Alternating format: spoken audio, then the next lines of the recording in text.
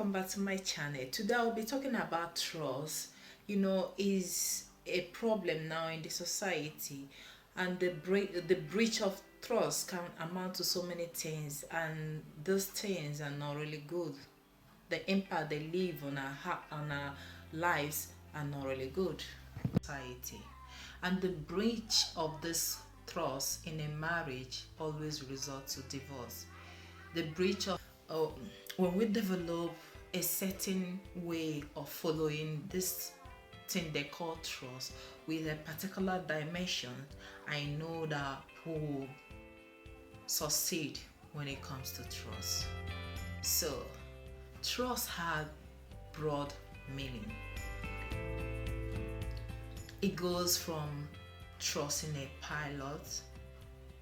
I know most of you people, whenever you want to go to a holidays or for a vacation, you just sit in front of your computer and book a flight to a particular place where you wish to spend your holidays with your friends, with your loved ones, or with your families, or with your children. And before you book this vacation, you hardly know the pilot and his crews, but still you trusted them that they will get you to your destinations. You put your life in their hands and get into this plane piloted by an unknown person to you, and they get you to your destination. Trust is when you get married and you expect your wife or your husband will keep his or her marriage bands, for better for worse, till death do you people apart. Trust is when you have children and you train them well, and you believe that when you are getting old and when your hands or your legs are failing you, that they will take care of you, they will not wheel you to a nursing home. Trust is when you do good unto your friends and you believe that no matter what, that they will never disappoint you when you needed their help. But one thing you should know is this: for you to have a relaxed life, for you to live a relaxed life and remove doubts from around your phase of life, you should know that trust is reciprocal. It has a two-way direction. You trust somebody and somebody will trust you. And for you to attain that level of trust, you have to work for it. You don't just gain people's trust just like that. You must work hard for it. And your approach to trusting people should be guided with a particular dimension. First on the list is this: you should always tell the truth. As they say, honesty is the best policy in life. If you tell people the truth, there are chances that you will always be meeting people who will also tell you the truth. That the chance of you meeting the bad ones that will tell you lies is very, very minimized. But when you keep on telling people lies around you, that means you have problem with trust. Because whenever you meet someone, you assume that that person is exactly like you. That whenever you open your mouth, you do nothing other than lie. You do nothing other than lie to people. So now, you now assume that all the people that you have been meeting on your way along the corridors of life, they all lie as you do. Another thing you should know is this: in order for you to have trust for people, you have to be understanding. You have to be human. If you're the type that like playing God, then you should stop playing God. If you are the type that will give orders and you expect your orders to be authority without being opposed, then you have to make for allowances. One thing you should know is this: nobody is infallible. We are full of mistakes. Nobody is perfect. You don't expect the other person at the other end to be perfect.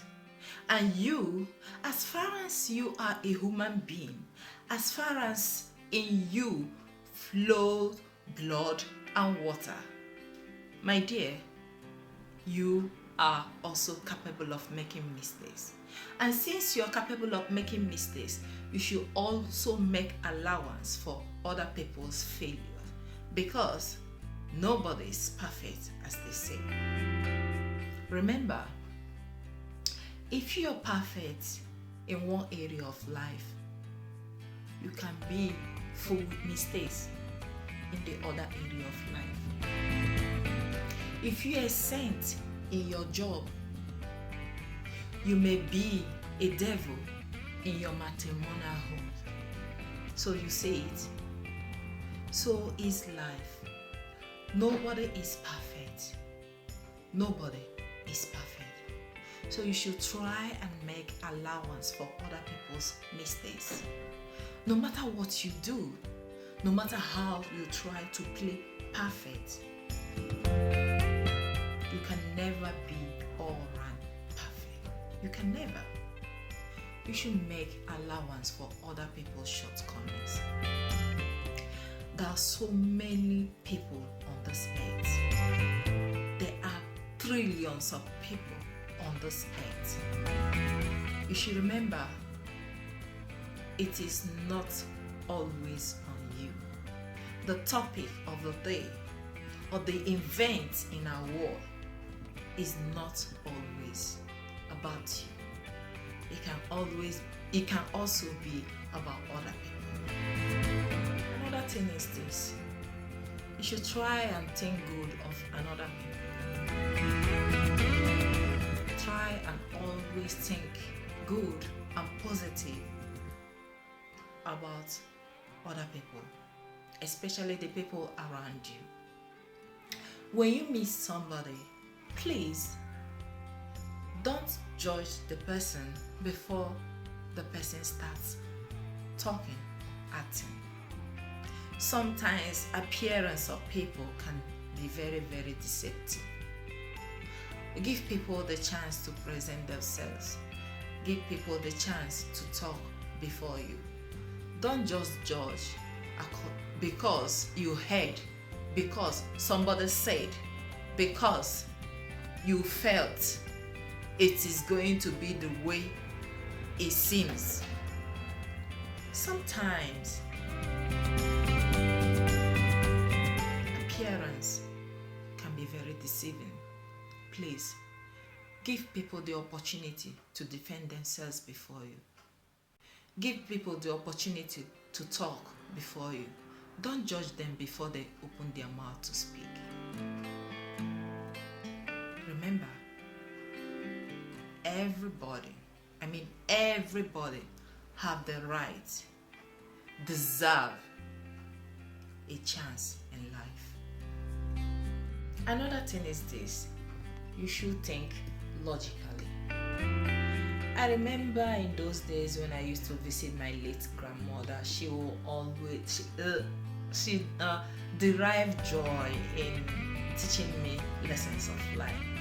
Whenever she has time, her spare time, she does nothing other than sitting down beside me and teaching me lessons of life, proverbs, idioms. That is her work, and that is why I enjoy going to her place for vacations. I remember in those days she used to tell me that whenever I'm thinking about a problem, or whenever I'm thinking about people, or whenever I'm thinking about people's behavior, especially when I felt that they have disappointed me, when I feel that they have let me down, that one thing I should do is this: that I should remember that that person is a human being. that that person is not without shortcomings. That I should remember that whatever the person did to offend me, there must be a motive behind his or her actions. It's just like a car driver driving on a highway or on a road, and the road is just smooth, you just drive by.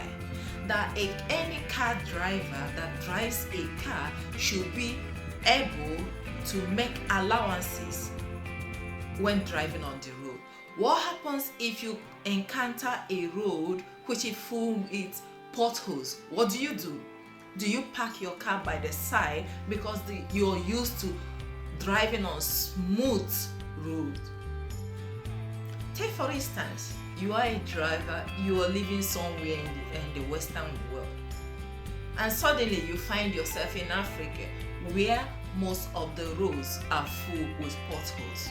What do? Do you drop your car? Or do you drive through until you get to the other end where the road continues, where the road is smooth? And the process of driving through these potholes in order to get to the other end is called what? Is taking risk. So, what do I mean here? I mean, in trying to give people trust, in trying to trust people, you should always be logical. For instance, do you have a girlfriend who you think did not come to a meeting at a particular place because you believed or you think or you assume that she just wanted to avoid you? If you think logically, you may also remember that your girlfriend may have a child, that this your girlfriend may have a work, that this your girlfriend may be on her way to meet you and suddenly receive an emergency call that the child is sick, that her attention is urgently needed. And because it's urgently needed, she cannot articulate very well at the time. What her mind was telling her is to rush back and know what exactly the matter is, thereby missing the appointment. And look at you at the other end. You didn't know what happened. You didn't know why it happened. And you're there, boiling up with annoyance, boiling up with anger. Look at her. Somebody cannot trust her. Look at what. She can't even call me. She did it. What about you? She didn't call you. Why didn't you call her to know why she didn't make it to your appointment? Did you see what I mean? You should try and be logical. If you are logic, if you are logic and able to think that sometimes one have to compromise in order to get to the destination, one have to compromise in order to make him or herself happy, one have to compromise in order to have a relaxed life, a life free from depression, a life free from stress, a life free from mistrust, then that is being logic. You have to try and be logic. You have to try and think logically when it comes to trusting them. And when it comes to them offending you, you have to try and think logically. Try and think. Think deep. Think deeper. Think deeper. Maybe you will find out why they did that, why they carried that action, and the motives behind their actions. When you are able to understand them, then you know that sometimes people lose trust on people due to misunderstanding and not. The last point is this. You've heard about forgiving. It's not not new to most of us. You should learn to forgive. Remember, nobody's perfect. To err is human. To forgive is divine. Try and forgive anybody that did anything wrong to you. And one thing you should know is this: for someone to swallow his or her pride and come to you to ask for forgiveness means that that person is a very bold and brave person. I know so many people whose ways is like they will wrong someone, they will do something bad, they don't ask for forgiveness. Instead of asking for forgiveness, they will start doing one thing or the other, going round the clock, instead of saying, I am sorry. They find it difficult to ask for forgiveness. They find it difficult to ask or to say, I am sorry. If any of your friends who wronged you come to you and tell you that she is sorry or that he is sorry for whatever he did or for whatever she did to you, you should learn to forgive. Remember what I said: to err is human and to forgive is divine. And when you are able to forgive this person, then know that you are an angel. Yeah. Know that you've succeeded in embarking on the journey of, what did I call it? An adventure. Forgiveness is an adventure. I would say it's an adventure. Able to forgive them just like that after they have asked for forgiveness. My dear, you have succeeded in embarking on a journey of adventure. Why do I say that? Because forgiveness is an adventure. And only the brave ones, only the kind-hearted ones can embark on that journey. The journey of life, of trust, is tied to forgiveness. Is tied like this to forgiveness. If you must make this journey, I know it's not an easy one. You should learn to forgive in order to trust again. If you can forgive a particular airline whose aircraft crashed and still keep on being one of their most trusted customers by boarding their aircraft all the time, that means you can still trust again. If you can forgive your parents for how they handled you when you were small, that means you can still trust again. If you can forgive your friends for disappointing you, for letting you down, that means you can still trust again. Do you see why I say that forgiveness and trust is somehow tied to one another? If you can easily forgive somebody, know that you can also trust again. And when you can do that, it will pave a very good way in your life.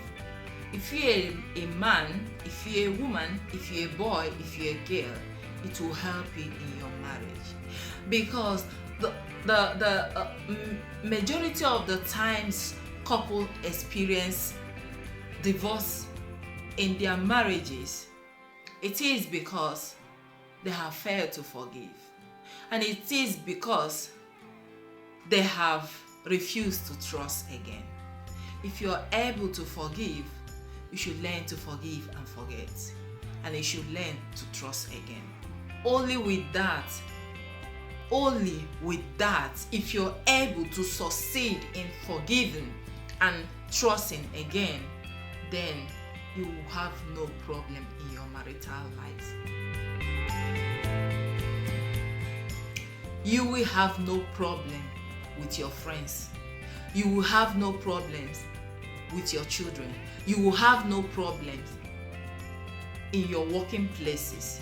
You will have no problem in the society. You will have no problem with the government of the day. Even when they have failed you, you can still move on, forgive, and give the benefit of doubt and carry on with your life. What do I mean by this? Learn to forgive, learn to trust, so that you will taste the good things of life. This life is so sweet to hold grudges against people. This life is too sweet to sit at a corner all alone because of your inability to trust again, and because of your inability to forgive and forget things that happened in the past. And if you want to taste the good things of life, if you want to enjoy a stress-free life, if you want to enjoy a depression-free life, if you want to enjoy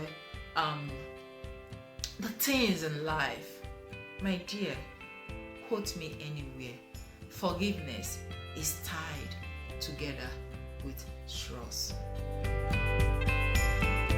Please try and embark on that journey of forgiveness. It is an adventure. It is a journey of adventure. Try and take that risk. You will understand what I mean if you try and take that risk. You will notice that your life will change. Your life will change.